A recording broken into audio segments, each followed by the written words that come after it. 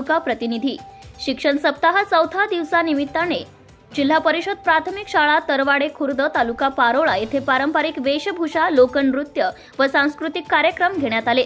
या प्रसंगी शाळेतील विद्यार्थी यांनी वेगवेगळ्या वेशभूषा घेतल्या व तसेच लोकनृत्यही सादर केली।